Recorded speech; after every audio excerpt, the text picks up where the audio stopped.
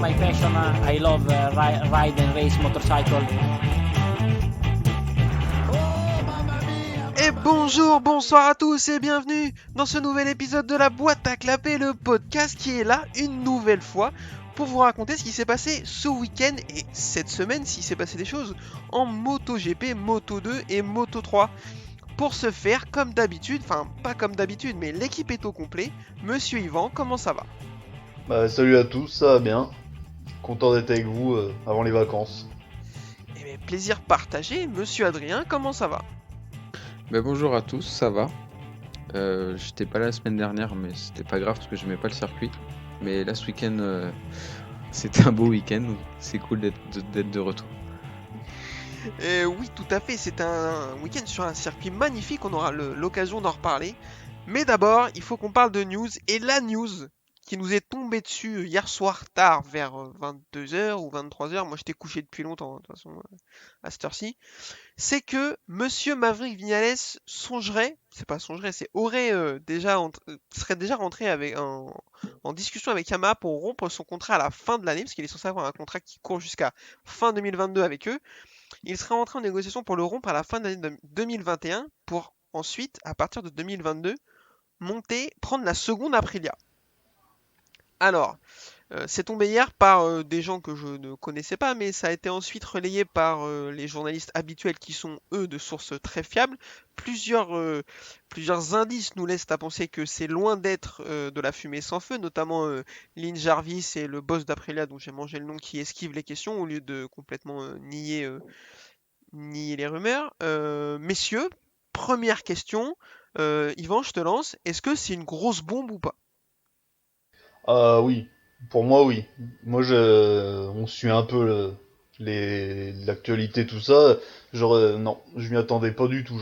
Tu m'aurais dit ça la semaine dernière, j'aurais dit non, quand même, non. Et là, je sais pas ce qui s'est passé le week-end dernier, dans la semaine, Vignales, ça doit être le bordel dans sa tête, là, ça. Alors ça, je pense bien. Moi, tout le monde était un peu en mode à voir et tout, machin. Et moi, dans ma tête, c'était là, mais attends, mais là, la Terre va exploser, là. On se rend pas bien compte, quand même. Enfin, Bah ouais. ça fait depuis 2017 qu'il est chez Yamaha, qu'il est censé jouer le titre. Bon, il le joue pas pour des raisons vignalesques. Et du coup, enfin là, d'un coup, le mec, il rompt son contrat avant la fin pour pouvoir partir sur une... chez Aprilia, en plus. Enfin, moi, j'ai trouvé ça fou. Adrien, quand t'as appris la nouvelle, toi, t'en as pensé quoi ? Heureusement que j'étais assis, parce que c'est toi qui nous l'as appris par message. Et c'est complètement inattendu. Il est dans un gros team là. Alors pour le moment, on sait pas trop, mais s'il a signé chez Aprilia, c'est le team le moins riche du paddock. Donc Hmm. il y va pas pour l'argent. Donc, mais je vois pas, je sais pas pourquoi, c'est bizarre. Ou alors c'est que ça va vraiment pas bien chez Yamaha. Ah bah, alors ça me paraît être la raison principale. Je pense que les deux camps peuvent plus se sentir. Après ce qui s'est passé la semaine dernière, donc pour le rappel, au Sachsenring, il a terminé dernier.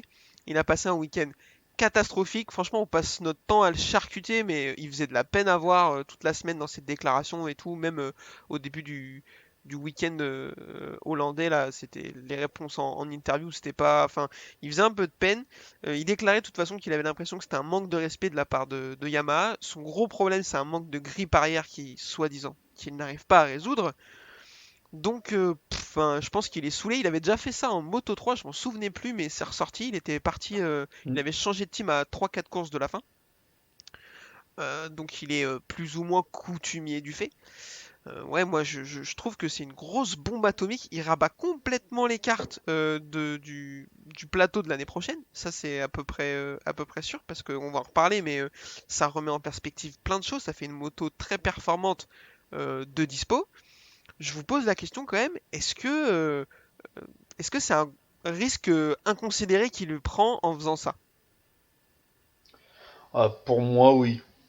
Enfin, je trouve, faudrait qu'ils réfléchissent quand même, hein, parce que bon, c'est une place ultra convoitée chez Yamaha, c'est on va dire dans les trois plus gros teams, quoi, donc HRC, Ducati et eux.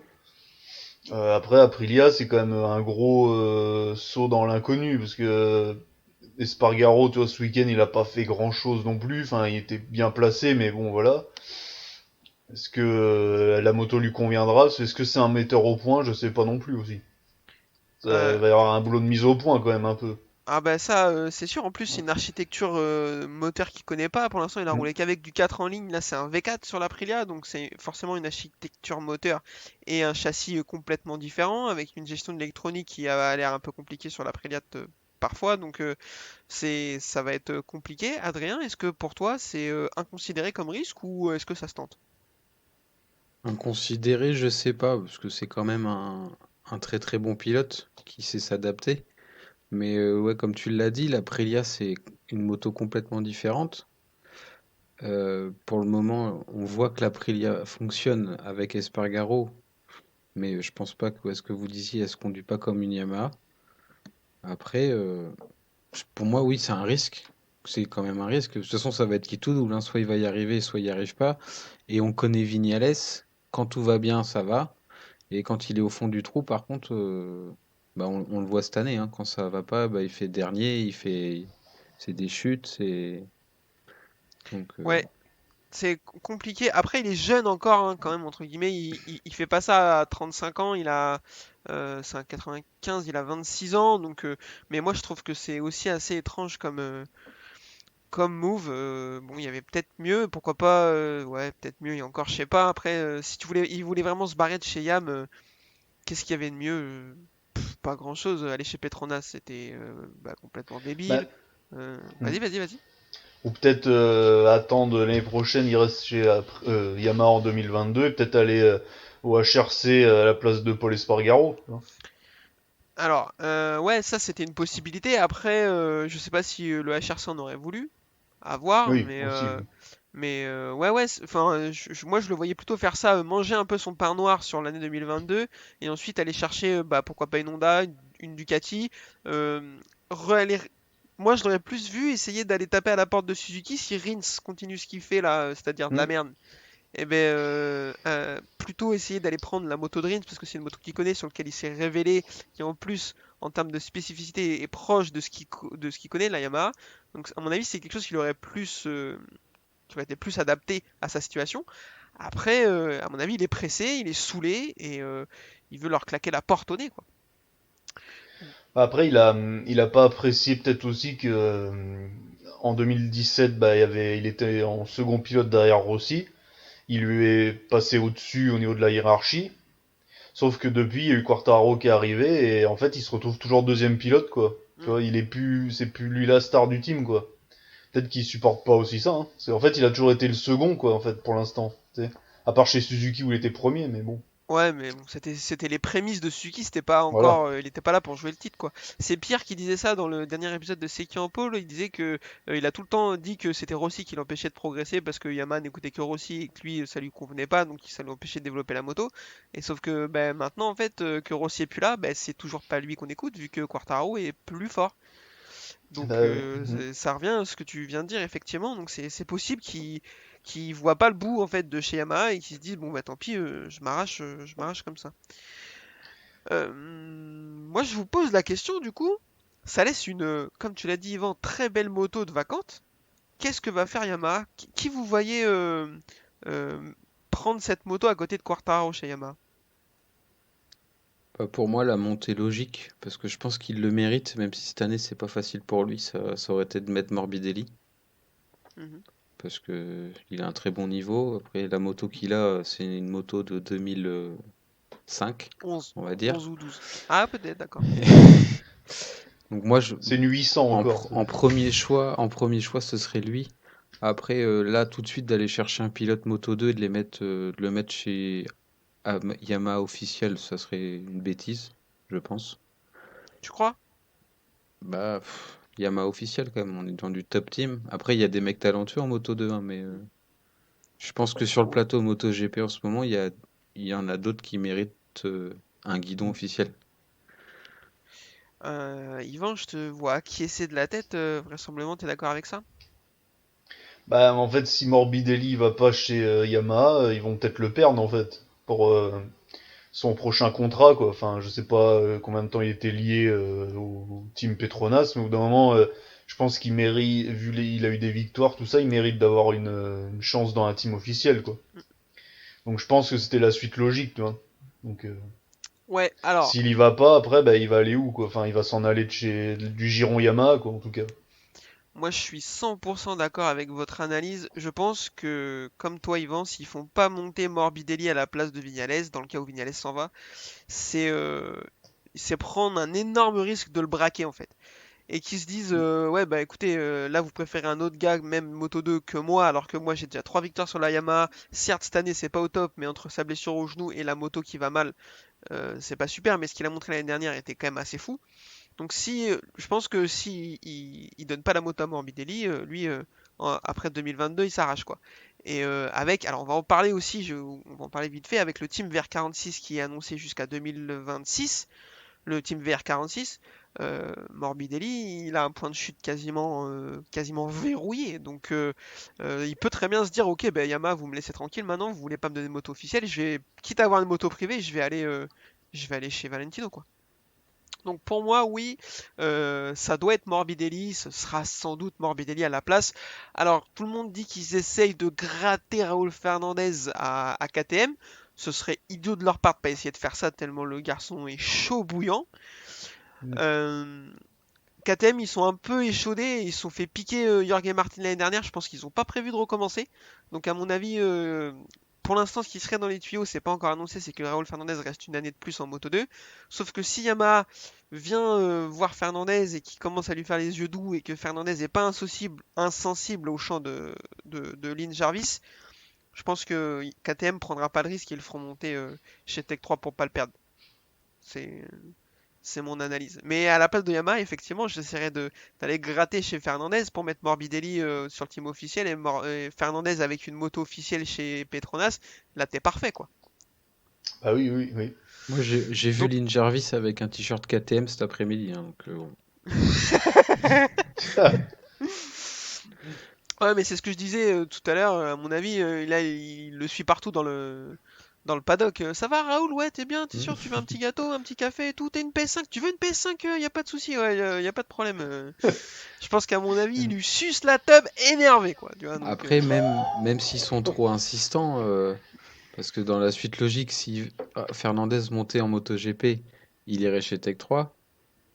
Si Yamaha lui fait les yeux doux à côté, il a l'opportunité d'un team satellite avec la marque avec qui il est déjà, ou de monter dans un team officiel déjà. Donc, si le mec est pas trop fidèle à sa marque, je pense qu'il peut y avoir match où il peut y avoir des surprises. Après, on verra, on ouais, n'en est ouais, pas ouais. encore là. C'est sûr, mais je te dis KTM, ils se sont fait piquer Jorge Martin, je pense pas Mm. qu'ils refassent la même erreur. Je vous prends un peu de cours parce que j'avais oublié que c'était arrivé, parce que tellement c'était annoncé depuis des années, mais il a été annoncé au début du week-end la signature du team vers 46 l'année prochaine, donc avec deux motos de plus qui seront deux Ducati. Donc c'est désormais officiel, c'était un peu officieux depuis quelques semaines. Alors je vous pose la question très rapidement, je vous pose deux questions. Est-ce que c'est une bonne nouvelle? Et quel pilote on met sur ces deux motos? Alors, une bonne nouvelle, oui. Parce que deux motos de plus, c'est toujours bien. Parce que ça donne la course pour les points vraiment élevés, quoi. Il y a vraiment de l'enjeu, du coup. Parce que maintenant, même s'il y a deux ou trois pilotes qui chutent, t'es toujours pas dans les points, quoi. Donc, bon. Il y en a un paquet à une période qui ont eu des points parce que beaucoup tombaient, quoi. Du coup, tellement ils étaient peu. Hmm, Donc là, voilà, ça relève le niveau pour ça. Et puis, bah, voilà, les places sont chères quand même. Donc, et du coup, la deuxième question, c'était les pilotes. Bah, ouais, ça sera Marini et Bezeki, je pense, hein. ouais, je pense aussi, on est assez d'accord Ouais. là-dessus. Je vois pas comment il pourrait en être différemment, à mon avis. Mais on va voir. Adrien, est-ce que tu as le même diagnostic? Ouais, bah, c'est bien qu'il y ait que le team VR46 il y a une équipe en MotoGP, c'est cool. Euh, Comme le disait Yvan, ça fait deux motos de plus, donc pour le championnat, c'est aussi bien. Après, je voudrais revenir, parce que vous en avez parlé le week-end dernier au Sachsenring. Moi, ce que je trouve dommage, c'est que du coup, ça soit un championnat Ducati. Hmm, ça, c'est un peu Lequel, chiant. Ouais. Mm. mais sinon, sinon, c'est pas mal ouais, d'avoir. Et au niveau pilote, ouais, bah, à peu près comme vous, hein. Je... Alors, j'ai lu un truc, par contre, je crois que c'est sur Twitter ce week-end. Je sais plus qui l'a mis. Vas-y. Et apparemment, le patron, là, le gros financier là, qui donne des sous à Rossi là, pour Le pouvoir mettre. le prince de l'Arabie Saoudite en fait. J'ai lu, alors on va se cantonner au conditionnel, hein, mais apparemment, sa condition, ce serait que Rossi roule avec Marini. Alors, j'ai lu la même Ouais. chose que toi, c'est pas une condition en fait, c'est que lui qui pousse à mort pour que effectivement Rossi prenne une des deux motos. Effectivement, le Gonz est pas bête, hein, il est milliardaire et il a bien compris comment on faisait pour gagner de l'argent et il a bien compris que si Rossi était sur une des deux motos, ça allait être plus facile de vendre des produits dérivés, très clairement. Ouais, c'est Donc sûr. c'est pas une condition, c'est-à-dire que ça va pas sauter si Rossi a pas de moto, mais le prince pousse fort dans ce sens-là. Rossi a déclaré que lui, il a déclaré à demi-mot qu'il serait pas là l'année prochaine, que ce serait vraiment trop compliqué pour lui de piloter tout ça. Donc j'y crois pas. Et je pense comme toi, Yvan, je vois pas comment ça pourrait être autre que Marini qui fait une saison loin d'être moche Mm. déjà en MotoGP et Bezzecchi qui va monter et qui, là par contre je mettrais quand même une petite réserve parce que je le trouve très très très décevant cette année. Ouais, Très Ouais, je très suis c'est très vrai. d'accord. décevant. Pourtant c'est un pilote que j'aime beaucoup, que je trouve très rapide, très talentueux, mais là cette année vraiment c'est pas très beau ce qu'il est en train de faire. Mais on va en reparler. Écoutez, je pense que pour les news on est pas mal, alors je vous propose d'enchaîner tout de suite avec la Moto 3, c'est parti. Alors, la Moto 3 sur ce magnifique circuit d'Assen, messieurs, je vous pose la question, qu'est-ce qu'on pense de ce circuit? C'est un circuit que j'aime particulièrement. Moi, déjà, c'est un circuit mythique. Je pense qu'on est dans le top 5 des circuits mythiques du programme. Oui. Voilà. Et non, c'est un circuit, enfin, qui est, il a tout. Il a la partie très technique au premier secteur, avec des virages très lents, après des courbes ultra rapides. On est sur une piste assez serrée quand même. On a pu voir pas mal de bousculades pendant les courses. Et non, c'est un beau circuit. Monsieur Yvan, je t'écoute, qu'est-ce qu'on pense du circuit? Je préférais l'ancien, qui était un peu plus long, qui était très long même. Je sais pas si vous vous rappelez, il y a Mais quelques non, mois, il a... on est trop jeunes, nous, on peut pas s'en Bah rappeler. si, on l'a connu l'ancien, c'était Si, dans les si, années mais non. 2000. Ouais, Ah ouais, oui, pardon. je m'en souviens un peu. Parce que la première partie était pas mal là, elle est un peu moins bien la première partie quand même. Euh, Mais bon, après, bon, c'est un très bon circuit, quoi. Surtout la fin avec la chicane est vraiment intéressante, ça a donné des finishes pas mal, souvent. Surtout Edwards en 2006, j'ai bien rigolé, moi. J'ai bien rigolé. Lui, lui non, mais... Lui, il chiale encore, à mon avis, tout seul dans Oh son lit le soir. putain, oh cette loose. Moi je serais vraiment d'accord avec vous, hein. C'est un circuit qui est magnifique, top 5 du calendrier, je pense que tu peux même aller jusqu'à top 3, hein. Franchement il est vraiment incroyable, il n'y a pas de ligne droite, ou quasi. Par contre j'arrive pas à le mémoriser, je suis incapable de dire dans quel sens ça va tourner quand ils sont dans un Ouais, virage, je trouve que tout se ressemble un ouais. peu et ce qui lui donne un peu de charme. Comme Adrien, tu l'as dit, la première partie vraiment très technique au départ, elle est assez lente et ça donne parfois des chutes un peu. Enfin, c'est compliqué pour les pilotes, ça donne des petites chutes de l'avant comme on a vu pour Miller par exemple. Le dernier secteur, il est incroyable avec cet enchaînement de deux cassures à gauche là, très rapide, Mm. qui mène vers la chicane. Alors déjà une chicane pour finir un Grand Prix, bah, c'est le seul du calendrier. Et comme tu l'as dit, Yvan, tu dis ça donne des finishes pas mal. Putain, ça donne des finishes incroyables, moi je trouve. T'as cité Mm, 2006, Edward Zayden. Je te parlerai de Rossi 2015 avec Marquez. Ça oui. fait encore polémique. Je pourrais faire un épisode là-dessus. J'ai le souvenir aussi d'une course Moto 3. Je sais plus quel pilote. Il y a 5-6 ans qui finit sur les genoux à côté là. Tu sais, Ah Ah bah oui, c'est le fils Ayo là, Niklas. c'est Nicolas Sayo qui fait ça. Qui Ouais. finit sur les genoux et tout. Enfin, il y a toujours des choses incroyables qui se passent Mm. dans ce dernier virage, sauf aujourd'hui, hein, c'était bien. Vraiment un super circuit. Course Moto 3, donc je suis incapable de savoir qui a fait la pole, j'ai rien suivi du week-end et j'ai pas pris de notes pendant la course, donc je ne... Alcoba, je crois. Alcoba qui avait la pole, d'accord, eh ben, il a bien fait de prendre Je la pole crois, vu hein. qu'on l'a pas vu de la course. La course était pas si folle que ça, étonnamment. Ah si, faut qu'on revienne pendant les essais, pendant la fin de la FP3, il y a eu une giga chute. Justement, à la sortie de cette chicane, tous les pilotes partent à 1 minute 40 de la fin pour essayer de faire un tour. Ils sortent des stands, sauf que ces abrutis ont oublié qu'il fallait 1 minute 45 pour faire un tour. Donc ils n'ont pas le temps de passer avant le drapeau à damier. Ils font quand même un tour comme des boulets de canon, comme si ça comptait, mais ça compte pas du tout. Et sauf qu'ils sortent du dernier virage, je sais pas trop ce qui se passe, ça s'accroche. Et il y a Pedro Acosta qui se fait rouler dessus, mais littéralement, on a une nouvelle fois frôlé le drame. Ouais, ouais, ça a été encore une fois flippant. Je sais pas si on va finir l'année avec tous ces pilotes encore là, parce que enfin, on en parle à chaque week-end, ça devient chiant à force. La Ouais, direction de course arrête pas de faire de la merde. Ils savent pas sur quel pied danser. eux ils sont Euh, constants, quoi. ouais, eux, ça leur fait du travail, mais qu'ils le fassent bien, quoi, à un moment donné.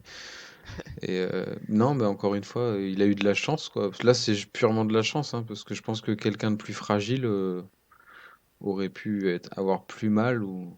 Et puis merci l'airbag. Oui, aussi. Parce qu'il prend la moto dans la Dans les cage côtes. thoracique et l'airbag est déjà déclenché, donc je pense que ça le protège un peu.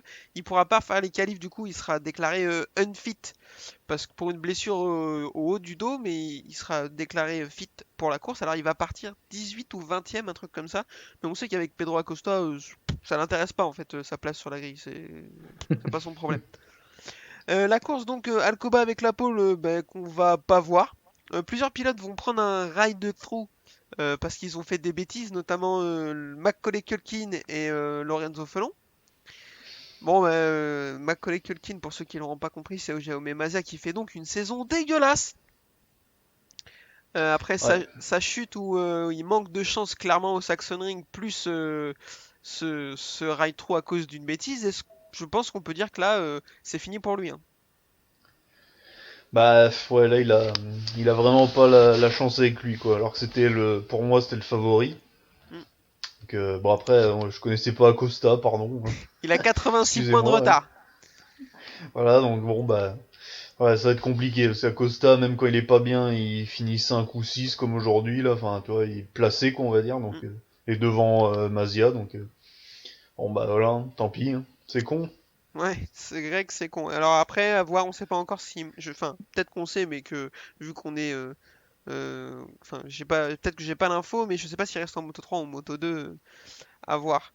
Et Ride True aussi pour entre autres Lorenzo Felon, il y a d'autres pilotes, mais j'ai plus les noms en tête, qui pourtant faisaient un week-end pas dégueu, qui arrivent à se qualifier en Q2, qui partait 14, je crois, 14e, ouais. Ouais, ouais. et qui en plus sur le groupe de tous ceux qui ont fait le Ride True finit premier. Donc vraiment, il fait une course, un week-end une nouvelle fois intéressant. Donc c'est à emmagasiner pour essayer de finir fort la saison et de jouer quelque chose d'intéressant l'année prochaine. Et puis donc course Moto 3, et ben alors clairement pas la course la plus folle de l'année, mais comme tu l'as dit Adrien, au moins sur cette course-là, on n'a pas stressé, on n'a pas eu peur que des Non, gens se blessent. Sauf au on a eu début, il y a eu moins une peur. petite chute. Il y a eu une petite chute notamment de Andrea Mignot là, il a Mm. fallu un peu slalomer pour les suivants, mais en gros ça s'est plutôt bien passé. Et ça va se résumer à une bagarre à 7 avec Foggia, Garcia, Fenati, Suzuki, Acosta, McPhee, Binder. Fenati est très très chaud alors qu'il prend un double long lap, il va jouer la victoire jusqu'au bout. Je sais pas vous messieurs, mais moi je l'ai vu la prendre, hein. Ouais, moi aussi, ouais, c'est ce qu'on s'est dit. Et ouais, dommage qu'il ait eu les deux long laps, mais ouais, je trouve que ouais, il lui manque quelque chose pour jouer le titre. Tu vois, il est un peu limite sur certaines courses, il est pas là des fois. Un cerveau. Mais ouais, De ah la bah, constance. c'est jamais, mais ah dommage quoi. Il aurait pu faire une belle carrière, mais il fera des coups, mais voilà, c'est dommage, dommage. Ouais, c'est ça. À voir lui aussi s'il va avoir le droit de retenter sa chance en Moto 2 l'année prochaine ou pas. Et puis bah derrière, ouais voilà, comme je l'ai dit, course un peu calme, Foggia qui va quand même pas mal dominer. J'ai dit qu'il n'y avait pas de ligne droite, sauf que le peu de parties rapides au moteur, en fait, les autres peuvent rien faire, il est beaucoup trop rapide. Et c'est lui qui va aller remporter la victoire devant Sergio Garcia, Romano Fenati, donc troisième, Pedro Acosta quatrième, Tatsuki Suzuki cinquième, John McPhee sixième, Darren Binder septième, Gabriel Rodrigo huitième, Xavier Artigas 9 et Jeremy Alcoba 10. Darren Binder qui finit quatrième après un super freinage, mais qui va être déclassé de 3 places pour avoir mordu d'1 millimètre dans le verre. Le virage, je sais plus, 12 je crois. Bon, on peut dire que une nouvelle fois, la direction de course a fait n'importe quoi, sans déconner. Ouais, leurs règles, c'est un peu n'importe quoi. Enfin, Alors de les pénaliser, de leur mettre des longues laps quand ils sortent trop dans le vert dans les courses, je suis d'accord. Mais quand tu es dans le dernier tour, quand t'en as 6 autour de toi et que tu sais pas où te mettre et qu'à un moment donné, tu mords, comme tu l'as dit, d'1 millimètre. Donc c'est pas ce qui va te faire gagner la course, hein, on est tous d'accord. Même si nous, on sait pas faire de moto de course.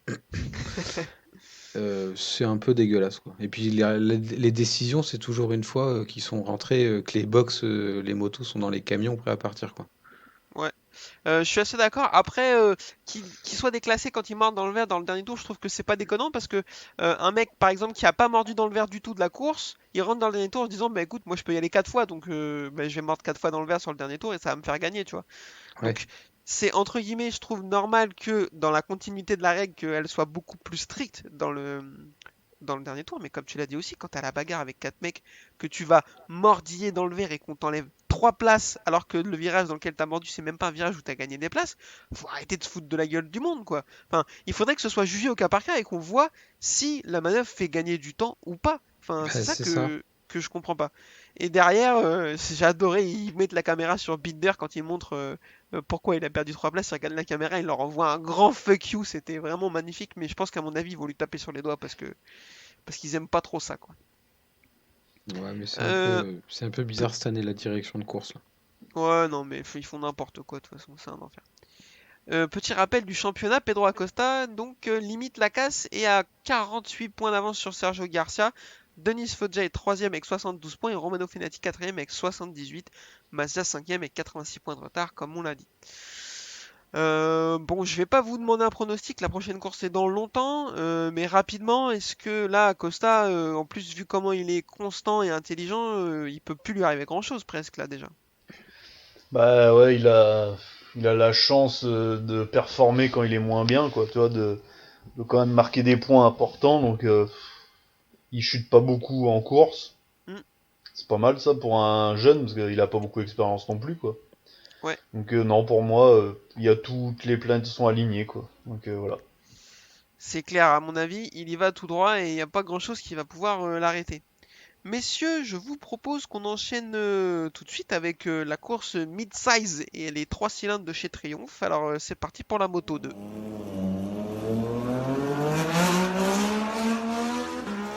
Course Moto 2 donc toujours sur le circuit d'Assen, hein, ils n'ont pas prévu de changer de circuit entre deux courses. Pole de Raúl Fernandez, le mec sur un tour il est assez monstrueux par contre, il prend toutes les pôles depuis, ou quasi depuis le début de la saison là, il doit avoir, enfin je dis toutes, il doit avoir 4 ou 5 pôles sur 8 courses pour un rookie, je crois pas qu'on ait vu ça récemment, c'est quand même très très propre, hein. Et là étonnamment la course elle va être pas si chum, bon elle va pas être folle non plus, hein, mais il va se passer quelques petites choses quand même. Au départ, chute de Dalla Porta et chute d'Arbolino, les deux prennent un énorme volume. La moto d'Arbolino est complètement détruite, ça fait même un peu peur. Devant, ça s'échappe un peu. Canet qui mène la course. Putain, j'étais là, voilà, Aaron Canet. D'ailleurs, qui, à mon avis, doit être surveillé par les teams MotoGP, on aura peut-être l'occasion d'en reparler. Mais qui fait un beau début de course. Sauf que derrière, ça va se mettre en route. Les deux pilotes Aki Ayo, j'ai nommé Raúl Fernandez et Rémi Rémi Gardner. Gardner. Et les deux pilotes de Marc VDS, Augusto Fernandez, putain, ils pouvaient pas prendre des noms différents, hein, c'est insupportable la suite là. Et Sam Lowe, Raúl Fernandez il va faire une petite erreur à un moment donné, il va perdre l'avant, il va se retrouver 9ème, mais il va remonter petit à petit pour accrocher le bon groupe et se faire une bagarre à 4 avec les deux pilotes Marc VDS et son coéquipier Rémi Gardner. Et sauf que en fait, ils s'aperçoivent qu'il est quand même beaucoup plus fort qu'eux, j'ai l'impression, parce qu'une fois qu'il va avoir réussi à passer tout le monde, il va leur mettre une branlée à coup de 8 dixièmes au tour, et ils vont rien pouvoir faire derrière. Ils vont quand même réussir à nous faire un peu le spectacle entre à tous les trois, la Gardner, Fernandez et Lowe's, et c'est finalement Gardner qui va avoir le dernier mot. Donc victoire de Raúl Fernandez devant Rémi Gardner, Augusto Fernandez et Sam Lowe's. Marco Bezzecchi 5ème, Ayugura super 6ème, Jorge Navarro 7ème, Xavier Viré 8ème, Marcel Schrotter 9ème et Celestino Vietti 10ème. Adrien, je te pose la question, est-ce que Raúl Fernandez aurait dû prendre une pénalité à cause de ses lunettes dégueulasses sur le podium? Oui, même un déclassement. Je suis d'accord. On est d'accord. Mais pour être un peu plus sérieux, le mec est monstrueux par contre. Ouais, par contre, ouais, bah, il est, en fait, il est fort, j'ai envie de dire partout. Tu... il a une bonne constante en course. Tu vois qu'il a fait perdre l'avant, il perd des places, mais il arrive quand même à se maintenir, à revenir, et quand il revient, il y a pas, personne peut l'empêcher. Bon, pour une année rookie, c'est vraiment très très bien, quoi. On est d'accord. Derrière Rémi Garner, bon, qui lui fait de son mieux, fait quand même une très belle course et sauve les points, perd que 5 points sur Raúl Fernandez, donc c'est parfait pour lui. Derrière, Augusto Fernandez qui finit troisième, qui sort de nulle part. Je sais pas vous, mais moi je l'avais oublié presque. Et il me semble qu'il avait eu des victoires en 2019, je Ouais, crois, 2 victoires. bah c'est lui qui Et avait après gagné l'année dernière 2000, à Assen en 2019. voilà. Et en 2020, compliqué l'année, je crois, pas mal de blessures ou chez Marc VDS ou je sais plus où il était. Je crois qu'il était déjà chez Marc VDS. Ouais, ouais, sûrement. Compliqué et du coup, je vois, on l'avait oublié quoi. Ouais. Et bah, on le réoubliera peut-être à la prochaine course, hein. C'est peut-être possible quoi. Mais bon. Pas impossible, ouais. Sam Lowe qui finit quatrième, qui lui continue son petit bonhomme de chemin pour ne pas gagner le titre. Il est bien parti pour son objectif principal. Marco Il est pas Bezzecchi. blessé là. Ah non, non, il est pas blessé, il est juste pas très Ah bon. bon. Mais Non, parce que quand il est Il était blessé, des déjà fois en il accroche vacances, des lui. podiums, il fait des trucs de fou et quand il est en pleine santé, bah, craquette quoi. Marco Bezzecchi cinquième, arrêtons-nous un peu sur Marco Bezzecchi qui avait complètement raté ses qualifications, qui partait de un moment, enfin je sais pas s'il partait loin, mais à un moment donné il s'est retrouvé 14 ou 15e, c'était un peu compliqué. On parle de lui donc quasiment assurément dans une MotoGP, sur une MotoGP l'année prochaine. Moi ça me fait un peu peur, cette année il est vraiment pas loin d'être cata. Il aurait dû être dans ce groupe de 4 et il y est pas, donc est-ce qu'on l'a un peu vu trop beau Bezzecchi? Je sais pas, moi je pense que c'est la moto, elle convient peut-être pas à tout le monde aussi. Le Moto 2. Ah, C'est alors ça c'est possible, ouais. vu que c'est quand même beaucoup le même châssis qui est devant, tu vois, le Calex, tout ça, peut-être que ça convient pas, il y en a il plafonne assez vite parce que bon, il est pas mauvais quoi, mais il lui manque le petit truc pour jouer tout le temps devant régulièrement quoi. Donc Ouais, l'année je pense l'année que à dernière, il voir. était un peu plus là quand même. Ouais, Ouais, c'est ah oui, c'est il ce que jouait j'allais te dire, ouais, il quoi. a eu des victoires, ouais. Mm. Et il a même, je pense que même sans sa chute dans les 3 derniers tours à Aragon de mémoire, il joue le titre jusqu'au bout, quoi. Donc c'est pour ça que je comprends pas trop ce qui lui arrive. Après, ouais, comme tu dis, il y a des pilotes à qui ça convient pas trop et qui se révèlent sur une autre catégorie. On fait la bise à Fabio Quartararo, hein. Oui, Donc, bah oui, voilà. bon, à voir, hein. De toute façon, c'est un talentueux, donc à voir. Ayogura, super sixième, qui fait de super courses, qui est Mm. troisième à un moment donné au départ et tout. On l'a défoncé l'année dernière en Moto 3, mais il fait là une super saison rookie derrière l'extraterrestre Raúl Fernandez, c'est le meilleur rookie, hein, de toute façon et de loin. Jorge Navarro septième, alors comme Augusto Fernandez, moi j'avais oublié qu'il était là lui. J'ai oublié qu'il faisait de la moto. Pourtant, on nous l'avait vendu comme un giga crack. À l'époque, il est arrivé en Moto 3 en même temps que Fabio Quartararo et on voit l'écart de niveau qu'il y a entre les deux garçons maintenant. Il s'était même fait un peu dominer Quartararo par Navarro.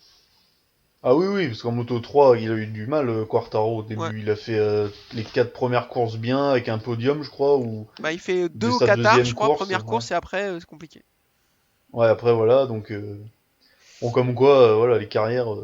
Après, il a une speed-up aussi, Ouais, Navarro, donc c'est pas la meilleure moto du ouais, plateau, mais quoi. s'il a pas une Calex, c'est pas pour rien, à mon avis. Ouais, mais Quartaro avait une speed-up aussi, à Bizarre, un bizarre. moment donné, donc bon. Peut-être que lui c'est exactement le type de pilote qui peut avoir sa chance un jour en MotoGP, tu sais pas pourquoi. D'un coup, il y a un team qui tente quelque chose et ça se passe Mm. bien. C'est vraiment possible. Xavier Vieri 8ème, Marcel Schroeter 9ème et Celestino Vietti 10ème. Voilà en gros pour le top 10. Moi, Messieurs, il y a un autre. Vas-y, vas-y. alors, je sais pas si tu allais enchaîner là-dessus, mais moi j'aurais juste voulu revenir sur Fabio Di Gianantonio. C'était là-dessus que j'allais enchaîner. Ah Donc bah bien joué. voilà, ouais, parfait. Ouais, parce qu'il a été annoncé en MotoGP l'année prochaine. On avait déjà parlé de son niveau limite en Moto 2 et aujourd'hui ça s'est encore fini par une chute, quoi. Alors, ouais, moi je suis assez d'accord avec toi. C'est un talentueux, hein, très clairement. Il est toujours dans les avant-postes, plus ou moins. Il est très inconstant. Il est capable d'aller prendre une victoire comme de pas pouvoir jouer le top 10. Il est annoncé sur une Ducati du team Gresini l'année prochaine. Moi je suis d'accord. Il me fait un peu peur. Bon, à voir. Il a de la vitesse. Je pense que quand t'es un pilote, quand t'as de la vitesse et pas de constance, c'est plus facile à corriger plutôt que quand t'es constant mais dernier et qu'il te manque de la vitesse. Oui. Donc je pense que c'est plus facile à corriger dans ce sens. Mais ouais, j'aurais le même constat que toi. Yvan, t'en penses quoi? Ouais, j'y crois, moi je pense qu'il... Peut-être qu'il a la tête au MotoGP, hein. C'est vrai qu'on t'annonce que tu vas en MotoGP, limite à quoi bon se faire chier en Moto 2, quoi, tu vois. Enfin, non mais c'est vrai, il y en a, ils ont peut-être besoin de la carotte, là, il a déjà... Il sait que l'année prochaine il va monter, donc voilà, peut-être qu'il se relâche, Enfin, je l'année sais pas. dernière, il Moi savait je pas pense qui y qu'il peut allait. performer, quoi. Enfin, L'année dernière, il savait pas qui y allait et c'était pas ouf non plus les résultats. ah, et l'année dernière il avait une speed-up aussi, donc... Ouais, Faire attention, les speed-up c'est pas magique, hein. On voit bien que c'est quand même la... T'as une Calex, c'est quand même mieux, quoi, hein. bah de toute façon, la Speed Up a jamais gagné le championnat, c'est la Calex qui le gagne depuis 10 ans. Ouais, Marquez, il a gagné sur Sutter, mais... Bah, ah oui, ok, d'accord. Mais bon, c'était il y Ouais. a une Après, éternité. c'est Marquez aussi, Ouais, hein. puis c'était il y a une éternité. Oui, c'est ça. Donc voilà pour la Moto 2, un petit rappel du classement quand même. Rémi Gardner est premier avec 31 points d'avance sur Fernandez, donc c'est un petit matelas, mais c'est pas dingo non plus, il a pas le droit à l'erreur. Bezzecchi est troisième toujours avec 56 points de retard, donc là ça commence à être beaucoup, va falloir vite réagir s'il veut toujours gagner ses chances, garder ses chances, et Sam Lowe est quatrième à 85 points, donc ce sera pas pour lui cette année. Di Antonio est cinquième à 111 points déjà, putain, ça commence à être très très loin par contre. Bah, en fait, faut gagner 6 courses et que les autres fassent que des résultats blancs, voilà. Voilà, c'est pas facile. Donc, c'est pas possible. Voilà pour le Moto 2, messieurs, je vous propose qu'on enchaîne avec le plat de résistance. Alors c'est parti pour la Moto GP.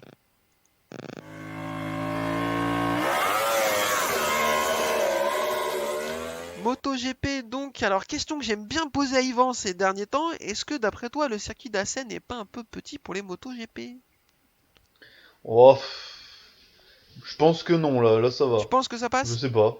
Ouais, je pense, ouais. Ok. Après, ils l'ont raccourci, j'ai toujours pas le... Je sais pas pourquoi, ça fait longtemps hein, qu'il a été raccourci, mais pourquoi, je sais pas. Ouais, Si quelqu'un a l'info un jour... faudra que je regarde, mais ouais, moi je le trouve pas trop court, mais faudrait. Enfin, je le trouve pas trop petit, mais il faudrait pas qu'il soit plus petit quand même. Parce qu'il est vraiment Ouais, très ouais, étriqué. Je pense qu'à négocier le premier secteur avec une MotoGP, ça doit Ouais, pas être ouais. simple. Alors, j'ai noté Paul de Quartararo sur mes notes, mais pas du tout. Paul Non? de Maverick Viñales, mais je suis tellement pas habitué que moi Enfin, tu vois. Moi, de toute Non, façon, mais... je prends des notes, je note Paul Quartararo direct. Rien à foutre. Mais c'est pas possible de finir dernier à un Grand Prix, d'être largué, de pleurer, de dire ils sont pas gentils, ils m'ont mis une MT-07, c'est pas gentil. Ils l'ont bridé en 47 en A2, voilà. Et là, il fait la pole, mais normal, quoi. Tu Mais sais, il est bipolaire, ce monsieur, il surtout, a un il fait problème. un week-end monstrueux parce que il mène Bah la oui. FP1, il mène la FP2, je crois qu'il mène la FP3, il prend la pole.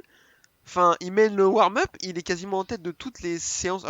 Je dirais pas toutes parce que je les ai pas toutes vues, mais il est en tête de quasiment toutes les séances du week-end, quoi. Donc, Et il, moi, je comprends pas le delta qu'il y a et entre. il prend le record de la piste aussi. Il prend le record de la piste, ouais. Donc, je comprends pas le delta qu'il y a entre le week-end dernier et ce week-end. Et le pire, c'est que même lui ne le comprend pas. Quand on lui demande, il dit je sais pas. Tu vois. C'est ça qui est Mais c'est ça qui est... Ouais. Alors, je comprends pas. C'est pour ça que on peut parier sur lui pour une victoire encore cette année, c'est largement faisable, parce que là, il finit 2, donc... Enfin, toi, c'est fou, quoi. Ouais, ouais. Puis en plus, il finit Dans deux. l'histoire, je sais pas. Dans l'histoire, est-ce qu'il y a déjà eu un pilote sur une moto, on va dire top 3 des meilleures motos du plateau? Est-ce qu'il y a déjà eu un pilote qui a fait des trucs comme ça, vraiment dernier podium, enfin toi, des trucs de fou, quoi. Ouais, je crois pas, hein. J'en cherche, mais j'en trouve pas. Non, parce qu'en général, voilà, soit t'es dans le top 10, soit après, mais faire des aussi gros écarts de performance, non. Moi, Non, j'ai pas l'impression, parce que enfin. même quand des seconds couteaux, j'essayais de penser à Ukawa, Edwards ou des trucs comme ça. Les Non, bah mecs non. étaient pas derniers non plus, tu vois. Ils Bah non. grattaient des top 5, ils étaient maxi top 10, tu vois, mais pas au-dessus, quoi. C'était rare qu'ils soient au-dessus, ou alors je dis de bêtises, mais. Parce que là, c'est vraiment courant alternatif, là, c'est tout ou rien, quoi. Ou alors le Ouais, week-end dernier, sa nana est partie en week-end avec des copines, lui a laissé la ptiote avec les couches et le biberon, et il a fallu qu'il gère ça sur le week-end. Du coup, c'était la galère. Ah, c'est possible ça. Et là, trouver une babysitter pour ce week-end, crack record de la piste. Peut-être. Et la babysitter, ça devait être aussi, hein, vu le week-end dégueulasse qu'il fait. Je pense que Morbidelli absent ce week-end pour ses problèmes au genou, remplacé par Gareth Garloff. Je vous pose la question, est-ce que c'est pas mal de voir Gareth Garloff? Est-ce que c'est une bonne idée de le prendre comme remplaçant, ce monsieur? Ouais, bah, j'étais content quand on a su qu'il revenait pour remplacer Morbidelli, parce que l'année dernière, quand il a remplacé Rossi, c'était pour l'histoire du Covid, je crois, qu'il l'avait Ouais, il a remplacé. fait le vendredi à Valence, sur un des Grands Prix de Valence, que Rossi a eu un faux positif au Covid. Et il avait pas mal performé. Mais bon, ce week-end, bah, il avait la moto de Morbidelli, donc voilà. Ouais. Je trouve qu'il est un peu redescendu sur Mm. terre. Après, comme tu dis, ouais, il avait la moto de Morbidelli. Il connaissait pas le circuit en plus. Donc vraiment pas simple. Mais bon, après, il a fait un week-end honnête, hein. Il était pas non plus à 10 km des autres et tout. Donc Mm. pour un mec qui est débarqué 3 jours avant le Grand Prix, qui connaît pas le circuit, qui connaît pas la moto, c'est loin d'être chum. Puis il a pas eu de chute, je crois, en plus. Non, je crois pas qu'il soit tombé. Non, je crois pas. Donc c'est pas mal. Je ne crois pas. Donc Paul de Vignales, comme je l'ai dit, devant Quartaro et Bagnaia. Je crois que Johan Zarco est 5ème. Oui. Un truc comme ça, parce que c'est Nakagami qui est 4. Départ entre ça chauffe un peu, ça frotte un peu de Quartaro et Vignales au départ. Je vous pose la question, est-ce que le move de Quartaro, il est juste viril ou il est un peu au-dessus de la limite? Bon, pour moi, ça va. Enfin, moi, ça m'a pas choqué plus que ça. C'est un peu rude, mais bon. Bon, à toi, Après, je t'ai déjà entendu me dire que Fnatic attrape le levier de frein des autres, c'est pas choquant. Donc, ça s'est déjà vu. Mais j'avais lu une interview de. Bon, après, c'est niveau France, quoi. Fred Muscat, je sais pas si ça vous parle. pas Oui. du tout. Qui a été champion de France avec Ducati dans les années 2000. Et il a dit que lui, il l'avait toujours plus ou moins fait. Ça lui arrivait plein de fois dans sa carrière, quoi. Donc, Oh, mais lui, ça le choquait pas. Dans un sport bike, il y a ouais, 2-3 numéros, je crois. Faudrait que je retrouve le truc. oh, putain, Donc, bon, bah. ambiance. Voilà, hein. Voilà, bah après, là, c'est que c'est filmé. Enfin, puis bon, ça se fait pas, quoi. Ouais, non, c'est sûr. Non, moi, le move de Quartaro, je le trouve viril, mais pas au-dessus de la limite. C'est le patron, donc il vient poser ses balls un peu, il le tasse un peu bien comme il faut. Vignales est obligé de couper un tout petit peu et ça lui fait se retrouver 4 ou 5ème. Donc moi je le trouve parfait le move de Quartaro. Il a bien eu raison de faire ça. Après, quand ils prennent les départs, je suis pas sûr qu'ils soient à 100% maître de la moto quand même, hein. Ah oui, Quand ça là, part, vu comment il y va quand même. après, ouais, il s'est bien serré contre lui quand même, mais Alors je pense que t'as pas tort, ils font un peu ce qu'ils peuvent parce que la moto, ça, comme dans le Palmacho, ça a décollé. Attention là, ça va partir. Mais là, non, là clairement il y va quoi. Et enfin, je pense qu'il a 100 partir et il aurait pu tirer un peu dessus pour Mm. laisser la place à Vignales. Non, il va bien le tasser pour lui montrer qui c'est le boss. Bagnaia fait un super départ, il passe et il va bloquer Quartaro pendant 4-5 tours histoire de nous laisser de l'espoir. Mais on voit Mm. bien tout de suite que de toute façon dans le secteur 4 Quartaro est beaucoup trop fort donc ça va pas durer pendant une éternité. Super départ de Marc Marquez qui avait fait une qualification dégueulasse. On reparlera de sa chute après, vous inquiétez pas. Il partait 18ème et il se retrouve 10ème au départ, enfin, après le premier tour, donc il fait vraiment un super départ. Et on a un accrochage entre Rins et Zarco. Zarco passe, alors ça se touche pas, hein, je dis un accrochage, mais c'est plutôt un fait de course, il n'y a pas de touchette. Zarco passe sur Rins et Rins est obligé de relever et va prendre les graviers. Est-ce que donc il n'y aura pas de pénalité pour Zarco? Est-ce que ça en méritait une? Est-ce que c'était limite? Ou est-ce que non, Rins a fait de la merde? bah non, enfin, ils l'ont remontré sur le replay, il n'y a pas contact, Zarco s'infiltre, il y a de la place. Après, Rins est obligé d'écarter, il prend le bac. Pour moi, c'est fait de course, hein. On va Ouais, arrêter de mettre des pénalités pour n'importe quoi. j'ai pas compris moi pourquoi Rins il insiste comme ça, il est obligé de l'extérieur, enfin, de sortir et de prendre le gravier. Zarco est à l'intérieur, bah tu fais comme d'habitude, tu prends un peu plus les freins, tu te Bah, ranges c'est derrière. ça, ouais. Alors c'est facile à dire, hein, mais j'ai pas compris comment il s'est débrouillé parce que l'attaque de Zarco elle paraît tout ce qu'il y a de plus normal. Quartaro finit par passer sur Bagnaia, super manœuvre, hein. De toute façon à chaque fois il fait des dépassements, ils sont assez incroyables. Incroyaux hein, d'ailleurs, parce que vu qu'il y en a plusieurs, hein, c'est important d'accorder les verbes. Et derrière, il va s'échapper, ils vont pas le revoir, hein, comme on s'en doutait. Chute de Rossi. Bon, Bah voilà. Ah bah non. Oh là, on est étonné, on l'avait pas vu venir. Et Ah, lui non plus, je pense. Il avait du mal à se relever vous là. avez vu comment il faisait Ça l'a secoué, papy là. il faisait le costaud là dans le bac, un Ouais, peu là, avec son airbag. carré. Ouais. Peut-être qu'il arrête d'aller à la salle, il manque de mobilité sur la moto. Moi je pense que c'est ça qui lui pose problème, hein. Putain, ouais, oh là. Quel enfer. Et devant, donc, on a une bagarre entre Bagnaia, Nakagami, Vignales, Zarco et Mir, mais qui est un petit peu en retrait à ce moment-là. Nakagami est bouillant, ils se font un super échange entre Bagnaia et Nakagami, je trouve. Bagnaia va prendre un track limit warning, et il va finir par même prendre un long lap. Il va se retrouver 9ème, donc pour lui, c'est plié. Derrière, Vignales passe et fournit son effort. Il fournit un effort colossal. Il va mettre un énorme éclat à Nakagami, Zarco et Mir. Et il va même, sur la fin de course, dangereusement rattraper Quartaro. Je pense que Quartaro s'est bien fait panoter parce qu'il a remis un coup de collier. Sinon, ça aurait peut-être été un peu plus compliqué parce qu'il arrivait à tourner en 33-0 sur la fin de course avec les pneus usés. Alors qu'il avait un pneu soft qui, à mon avis, était le bon choix. Parce que c'est le choix de Marquez aussi qui fait une belle fin de course. Derrière, Nakagami va s'écrouler après une attaque virile comme on a l'habitude de Mir, mais est-ce qu'elle est à la limite celle-ci? Je saurais pas trop dire. Là, il y a contact, il rentre un peu fort. Je saurais pas trop dire. Moi, ça me dérange pas plus que ça, mais effectivement, il est un peu trop coutumier du fait, je trouve, Mir.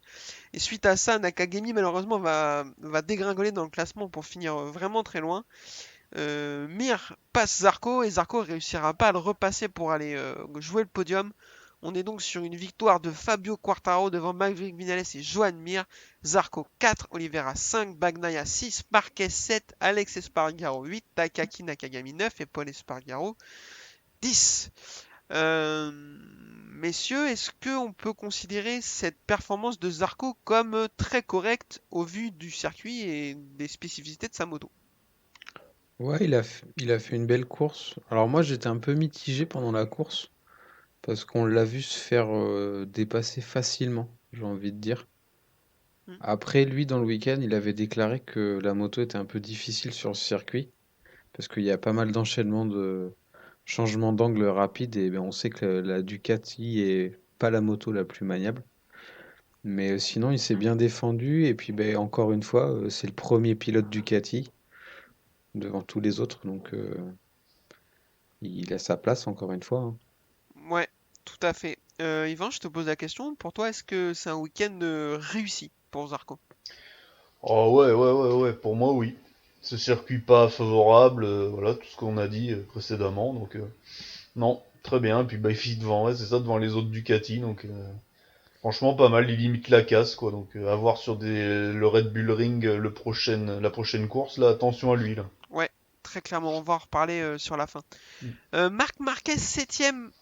Donc on va reparler de l'énorme volume qu'il a pris vendredi après-midi. Euh, de mémoire, je pense que c'est facile top 5 des chutes qu'il ait pris. Pourtant, il a pris des trucs Ouais, tellement, il en prend pas mal, lui, ouais. et il a pris des trucs dans sa carrière, mais sale, de chez sale, hein. Ah mais il va vieillir mal, hein, le monsieur, hein, Ah ouais, ça c'est vraiment dur, hein. Après, il a tiré sur Honda et je vais vous demander votre avis, mais moi je pense qu'il a raison. Il a dit c'est pas normal qu'il y ait que les pilotes Honda qui fassent des high side. Lui en 2020, quand il se blesse à l'humérus, Paul Espargaro qui en fait un énorme au Portugal cette année. Là, pareil. Pourquoi il y a que Honda, il y a que les pilotes Honda qui font des high side? Vraisemblablement parce que la gestion de l'électronique est dégueulasse. Est-ce que Marquez il a raison de s'en prendre comme ça à Honda à ce sujet? Oui, oui, oui, parce que vu qu'il y a que leur moto qui semble pas bien fonctionner avec l'électronique, visiblement. Donc ouais, faut faire quelque chose, parce que là, je pense que Marquez, il gère bien la glisse. Enfin, toi, à mon avis, c'est un des meilleurs pour ça. Enfin, toi, je pense qu'il est pas, on n'a pas de leçon à lui donner, Je ça pense que va, c'est un c'est des bon. meilleurs de tous les temps pour ça. Ah oui, non, mais j'allais en venir. Enfin, toi, voilà. Mm. Donc là, il y a un souci, je pense, de moto, parce que si la moto part d'un coup, s'il y en a bien un au monde qui peut la rattraper, c'est lui, quoi. Donc là, il rattrape pas, donc Et puis comme il dit, là, voilà. il était pas au-dessus de la limite, quoi. Il était normal Hmm. dans un rythme de course. Enfin, il faisait rien de fou. Quand tu fais ça sur un tour qualif, par exemple, tu te dis, ok, ben là, j'ai vraiment trop été loin et c'est pas possible. Là, apparemment, c'était pas le cas. Adrien, qu'est-ce que tu penses de cette histoire? Bah, il a raison, je pense qu'il a raison de se plaindre auprès d'Honda parce que comme tu viens de le dire, il a regardé ses datas et il a vu que ça faisait 4 fois qu'il faisait exactement le même tour, il n'était pas à la limite et tout. Et sur la vidéo, ils ont encore remonté le ralenti. Tu vois qu'il est plein angle, donc il est aux alentours de 120, 130 km/h, donc c'est pas une vitesse non plus ouf pour la Mm. catégorie. Et en fait, il est plein angle dans sa courbe, et d'un coup, tu vois l'arrière de la moto décrocher, et là, il s'envole. Donc, si effectivement c'est un problème d'antipatinage qui, qui lui se plaint, Paul Espargaro se plaint aussi, c'est qu'à un moment donné, c'est leur sécurité, quoi. Parce que eux, ils font 100% confiance à ça. Ils savent que dans ce virage, par exemple, ils peuvent passer pleine charge, plein angle. Et si à un moment donné, ils doutent de leur électronique, ben tu peux plus gagner de course à cause de ça. Ouais, j'aurais pas dit mieux, donc je vais pas répéter, mais je suis 100% d'accord avec ça, effectivement. Donc à Honda de corriger le tir rapidement, surtout quand tu te fais tirer dessus publiquement par euh, le, Le boss. le boss, voilà, je pense que ça devrait pas leur plaire. Alex Rins termine 11e après sa grosse sortie dans les graviers. Bon, on en a déjà parlé, on n'a pas trop compris ce qui lui est arrivé sur le dépassement par Zarco. Après, il fait une belle remontée, ça c'est sûr. Donc moi j'avais mis un peu de... J'aurais bien parié sur lui au début de la course parce que il partait 7 alors que d'habitude il part loin, vraisemblablement. En plus il est encore gêné un peu pour son poignet, donc à voir, mais un peu décevant je trouve. Je voudrais qu'on parle de Nakagami qui finit 9 après une course superbe. Il avait l'air dépité dans le stand. Comment, d'après vous, euh, pas comment expliquer, mais quelles seraient pour vous les explications d'une telle dégringolade alors qu'il était si bien? Euh, Ses pneus, peut-être. Est-ce De- que Je je vois, sais pas du tout la monte de pneus qu'il avait, je sais pas ce qu'il avait. honnêtement, Les Michelin noirs. merci. Mais je suis d'accord avec Et- toi, je vois que ça, je comprends pas comment on peut autant dégringoler dans le classement Parce d'un coup qu'il comme est, ça, alors il est, qu'il était il est, saignant de ouf, quoi. bah ouais, il est parti très très fort. On l'a vu perdre un peu de place, mais bon, après, c'est la bagarre, normale. Et je crois que c'est à la sortie du premier virage, on l'a vu complètement écarté. Et Hmm. c'est là où il a dégringolé au classement et après il a jamais su revenir. Donc Ouais, est-ce je que pense c'est que ses c'est... pneus, le physique? Je pense pas que ça soit physiquement qu'il ait lâché parce que je pense pas qu'il soit blessé en ce moment. Hmm. Donc Non, mais je suis assez d'accord avec toi, à part les pneus, je vois pas grosse explication, c'est vraiment dommage parce qu'à mon avis, il était sur le podium sinon. ouais, Enfin, il était sur le podium. Il y avait bagarre avec Mir, quoi. il Je pense était qu'il top aurait pu. 5. Et puis derrière, Brad Binder 12, franchement, Brad Binder, attention, moi je le trouve vraiment inquiétant. Petrucci 13 qui fait une course pas dégueu, qui gratte, qui joue avec le top 10 tout le long de la course, qui s'effondre un peu en fin de course avec Lecuona, ils étaient tous les deux bien avant que Lecuona chute dans la dernière chicane. Alex Marquez 14, attention, on l'a déjà dit, mais très décevant. Bastianini 15, Mm. Savadori 16, Garlov 17 qui finit devant Luca Marini 18ème. Messieurs, est-ce que vous avez un petit commentaire? Est-ce que vous voulez parler d'un pilote en particulier? Bah, moi je voudrais juste revenir sur encore une fois la bonne perf de l'Aprilia. Ouais. Bon, que d'une seule, hein, parce que Ah, il finit devant Gerloff et Marini, ça va de rien. oui, oui, oui. Mais Mais ouais, c'est bien, c'est bien. Mais vas-y, parle-nous de ton pilote préféré, Alex Et- Espargaro. non, non, alors encore une fois, j'ai pas évoqué de nom de pilote. J'ai juste parlé de la moto. Et Enfin, il finit 9, c'est ça? 8, 8, 8. Ouais, c'est pas magique non plus, hein. ouais, Ouais, il il se a fait été gratter dans le 6, il a dernier été tour. 6 pendant la course, je crois. Ouais, il se fait gratter Ouais. dans le dernier virage par Mm. Marquez. Je suis de mauvaise foi, alors. Non, Mais il fait non, une enfin belle voilà. course, mais effectivement, il a déjà fait mieux, donc c'est pour ça qu'on commence à s'habituer un peu à le voir bien placé, quoi. Oui, c'est vrai. Vivement Dovi l'année prochaine, hein. Bah non, vivement Vignales. Ah oui, putain. Et Dovi, alors, on en parle plus de Bah, lui, alors il n'existe j'ai lu plus maintenant. Dovi, j'ai lu ça aussi cette semaine, que s'il signait chez Aprilia, ce serait plus pour une place de pilote d'essai, pas une Ouais. place de titulaire. Mais pourquoi? Mais c'est quoi ça? Mais qu'est-ce qu'il nous fait, lui, là? Ouais, n'empêche, si t'es Aprilia, que ton line-up c'est Espargaro, Vignales avec Dovizioso en pilote d'essai, tu pouvais difficilement rêver mieux. Ouais, mais... Oui, mais Bah, si... ah, vaudrait Même mieux avoir entre... Vignales, Dovi et Alex Espargaro en pilote d'essai, on est d'accord, hein, Ouais, mais... voilà, ouais, ou qui pilote le camion, à la limite, mais... Alors Non, Alex, on mais a une ouais. super nouvelle pour toi, on t'a changé la moto pour l'année prochaine. Tu prends quoi? Tu prends le Stralis. Allez, bisous. Non, mais par contre, si Dovi a pas de place l'année prochaine, bah, ça sent la fin de carrière, quoi. Ah C'est oui, je 2 ans pense. loin des. Ouais, mais c'est dommage, on est d'accord quand même. Mm, je pense. Mais À moins qu'il revienne moi, chez Yamaha, et là, il faudrait exact, un c'est fauteuil. exactement ce que j'allais dire. Petronas, quoi. Si Ouais. Vignales part et que Morbidelli monte dans le team officiel, je pense que Petronas va aller chercher un Dovizioso. Enfin, là, au bout Bah d'un moment, là, ouais. c'est que, au bout d'un moment, là, 24 motos sur la grille, 15 ou 16 qui sont déjà verrouillés par les top pilotes mondiaux, ça commence à être compliqué de trouver des mecs capables d'emmener les motos et de les montrer à la télé, donc dans le top 10, quoi. Donc Mm. là, bah, je pense que tu vas plutôt chercher un. Alors là, allez, je vous pose la question, vous êtes Yamaha Petronas, il vous reste une moto, enfin vous avez deux motos, vous avez le choix entre Dovizioso et Canet, vous prenez qui? Bah, Dovi, quand même. Ouais. Et toi, Adrien? Hmm. Dovi aussi, je pense. Il Voilà. a Pourtant, l'expérience. Canet, il est Il est jeune, il fort, est hein. talentueux et Oui. tout. Mais putain, t'as Dovizioso qui est dispo, bah t'y vas quoi quand même. Alors si tu peux avoir les deux, Bah, ouais. c'est encore mieux. Ah oui. Mais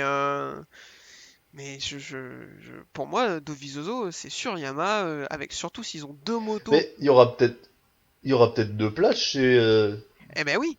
Si, Petronas. il Bah, y aura- si l'ancien arrête, le chef, là, Non, non, Rossi. tu veux dire quand l'ancien va arrêter, parce que là, maintenant, c'est inéluctable, hein.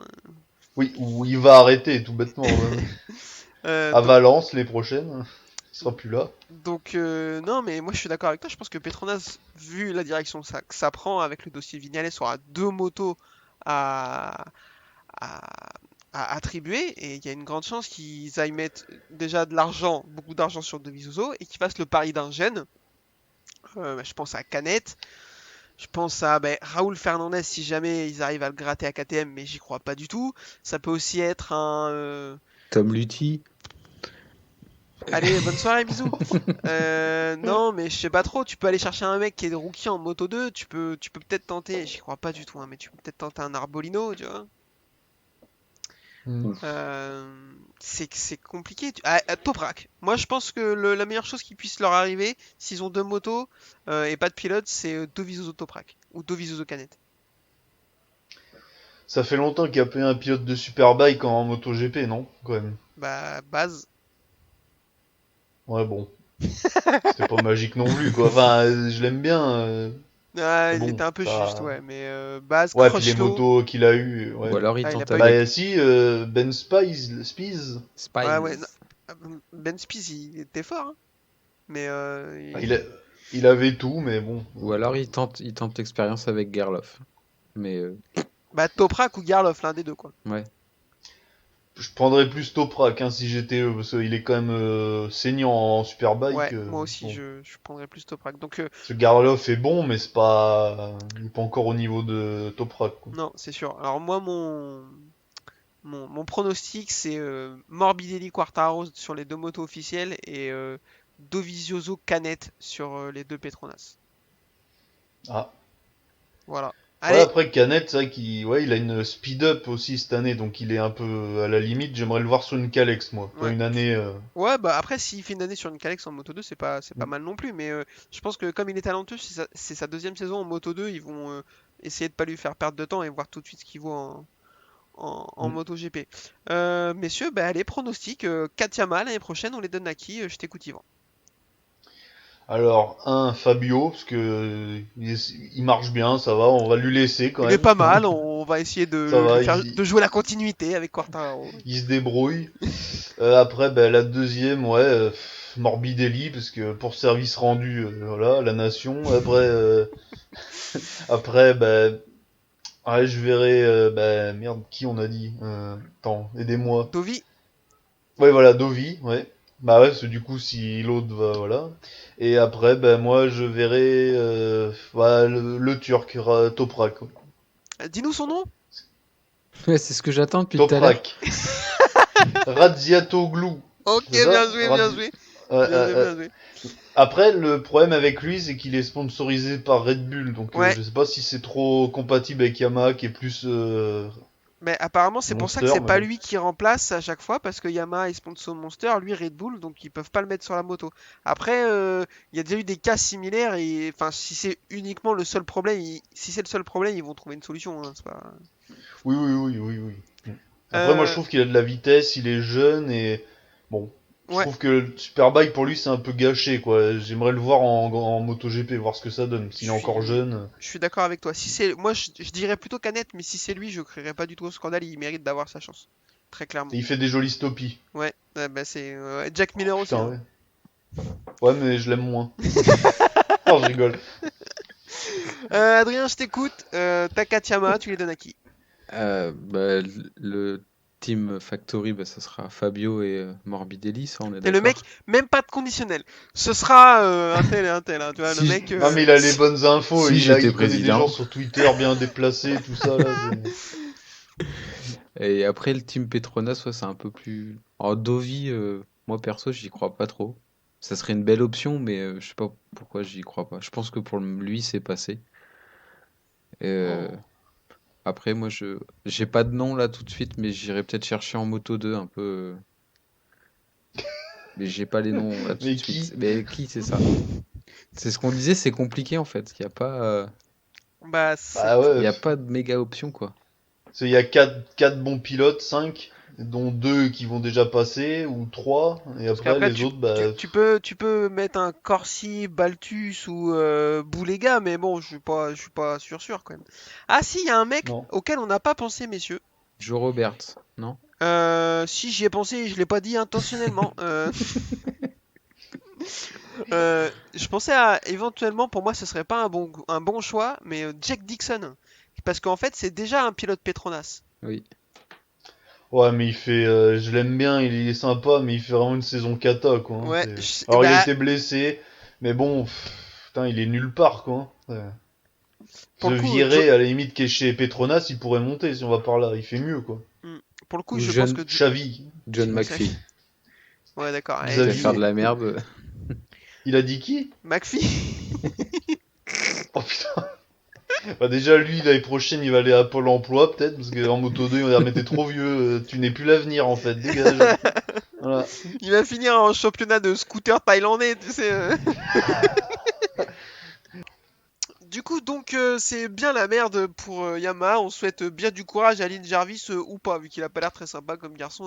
Il se Moi, débrouille. je pense, Lynn Jarvis, je pense qu'un jour, il faudra peut-être se poser la question de sa gestion, aussi. Ah, moi, C'est- je pense qu'il faudrait se poser la question de le virer à un moment donné. Parce que Ouais. le mec, depuis qu'il est là, il se passe que de la merde. Enfin, c'est un putain Bah ouais, hein. d'enfer. Le mec, à part ne pas réussir à gérer la relation entre Lorenzo et Rossi, c'est tout ce qu'il a fait. Oui.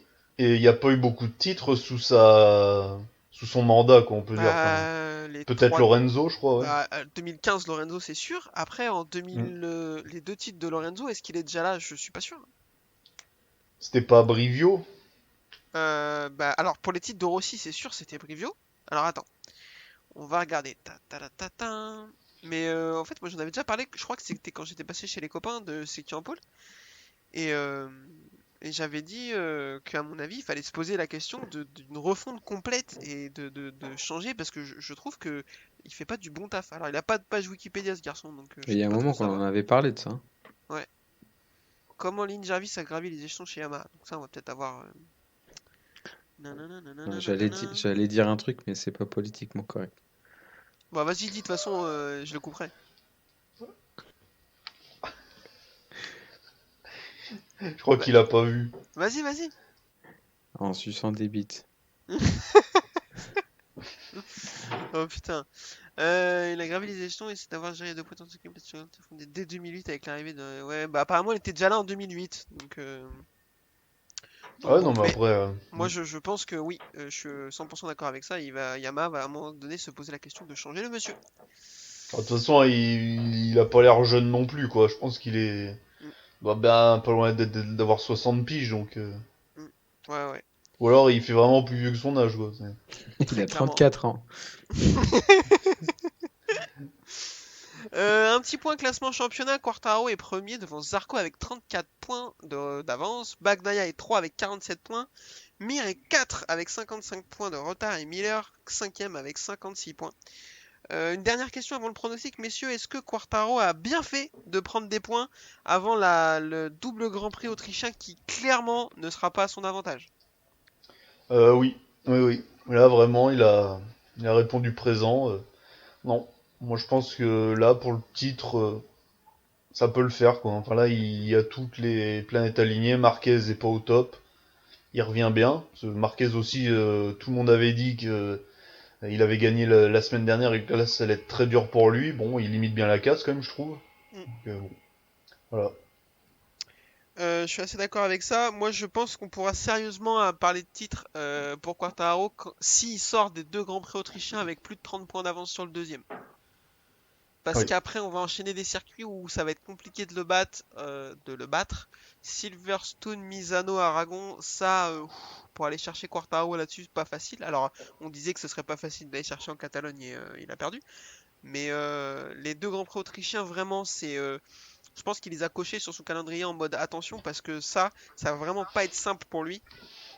Donc, Ça va à pas être, voir. ça va pas être simple, mais ça lui fait pas peur non plus. Je l'écoutais tout à l'heure en interview et il disait qu'en 2019, il a fait podium quand même avec la Yamaha Hmm. et Eh oui, mais que excuse-moi, je te coupe, je suis d'accord avec toi. Sauf que podium, c'est 9 points de retard. Imagine, c'est pas hypothétique que Zarco gagne les deux, vu comment ah oui, oui, non, la je suis Ducati. Il d'accord. a 34 points de retard, ça fait 18 points. Il aurait plus que 16 points d'avance sur Zarco, quoi. Mm. Donc c'est pour ça. Alors ça lui fait pas peur, clairement. Je pense qu'il a raison de pas avoir peur.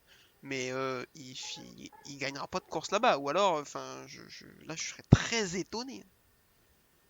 Ouais, Mais à voir. à voir.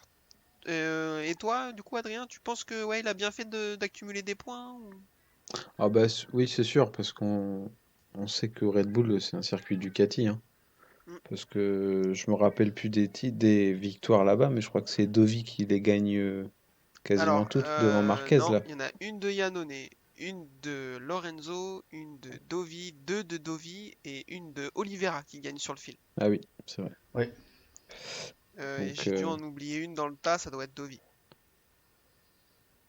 mais Donc bon, ouais, ouais, c'est un circuit purement c'est Ducati. clairement Après, je pense que va y avoir, enfin, si à son, parce que un peu, je voulais revenir aussi sur KTM qui sont un peu en dents de scie. On les voit sur un week-end, le week-end d'après on les voit plus. Bah, comme ce week-end, on les a pas trop vus. Même si Bah, Oliveira était pas Oliveira trop mal. 5, c'est Ce pas que j'allais mal, il dire, limite la casse, quoi. Ouais. Oliveira, ça va, Binder, c'est très dur Mm. par contre. Mais au Red Bull, on a vu la force du moteur de KTM et je pense qu'il peut y avoir un match entre Ducati et KTM. Ouais, je suis, Ah ouais, je suis d'accord. attention à Oliveira, hein. Ouais, ouais, je pense. Et Mir qui revient bien aussi, enfin, Ouais, il fait un mais podium là, c'est pas mal. Là. Mir il revient bien, Mais bon, mais c'est pareil, hein, l'enchaînement des deux grands ouais, il est prix loin, oui. autrichiens, ça va pas Mm. être facile, hein. Donc ouais, C'est à vrai. voir. Messieurs, on parle d'Autriche. Pour conclure cet épisode, bah, je vous demande votre pronostic. Qui gagne le Grand Prix du retour des vacances en Autriche? Yvan, je t'écoute. En MotoGP, hein. Allez, moi, gros prono Zarco, allez. Parce que Ad- bon, à un moment, il tourne autour là, faut y aller. Là. Faut y aller. Adrien, je t'écoute? Ah, moi j'ai envie de dire Zarco aussi, hein. J'y crois, je la veux sa première victoire là, qui débloque son compteur. Qui... Ouais, je suis d'accord. Moi, le cœur dit Zarco aussi, mais je crois que ma raison me dit Bagnaia. Il a l'air vraiment assez monstrueux. Il a une Ducati lui aussi. Je pense Mm. qu'il y a moyen qu'ils repartent de l'Autriche avec une chacun ou les deux pour un des deux. Et on fait la bise à Jack Miller, bien entendu. Ah ouais, qui d'ailleurs, voilà, il a fait 2 victoires, et puis là, maintenant, Mais il disparaît des non radars. mais c'est vrai. Ah, mais Bah je suis ouais, hein. d'accord, hein. Tant pis. Hein. Et il est Ah non, assez mais inconstant. On voilà. va voir. Mais bon, après, c'est pareil, on arrive sur deux courses qui vont pouvoir le relancer un peu. Donc pourquoi pas. Oui, c'est vrai. Mais si on a été beaucoup trop long sur cet épisode, mais il y avait plein de choses à dire et c'était assez intéressant. Donc je vous Moi je propose voudrais qu'on. juste dire un dernier truc. Vas-y. Parce que du coup, je sais pas si vous l'avez vu aussi, mais du coup va y avoir Pedrosa en wildcard Ouais, sur en une C'est wildcard. vrai? course à Austin. Ouais, ouais, en wildcard. En Non, c'est wildcard, à ouais. Misano apparemment. C'est à Misano. Ah oui, en plus, je dis de la merde. Mais du coup, par contre, en Autriche, parce que Gerloff, lui, pourra pas être là parce qu'il aura son championnat. Du coup, ce sera Cal Crutchlow qui va remplacer Morbidelli. Ah, Encore il est carénage. le budget carénage. Ah, putain, là. Non, mais on est Tu sais, ils content. vont lui mettre tu sais, les petits autocollants comme sur les crash tests, les trucs noirs et jaunes là, sur les épaules, sur la tête, voilà, pour voir où ça touche, quoi, voilà. Allez, vas-y. Non, mais on est content de voir Crutchlow rouler, mais les rails vont se rappeler de lui, c'est tout, quoi. Moi, de sa moto, quoi. Non, mais on l'aime bien, on l'apprécie, quoi. Ouais, non, Cal. c'est un bon gars. Pour le coup, c'est vraiment un bon gars, donc on est content de le voir rouler cette année. Messieurs, je vous propose qu'on conclue cet épisode. Donc pour nous suivre, je vous rappelle hein, la page Twitter, la boîte à clapper, le groupe Facebook, le Nurchi du MotoGP. N'hésitez pas à nous écrire, à discuter avec nous, il n'y a pas de souci. Et pour nous écouter, comme d'habitude, Spotify, Deezer, Apple Podcast, YouTube.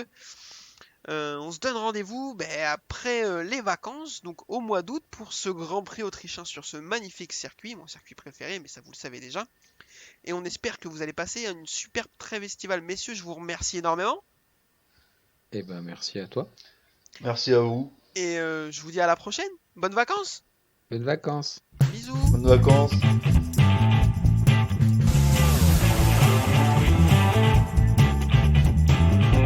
This is my passion. I love ride and race motorcycle. Oh, mamma mia, mamma mia, mamma mia.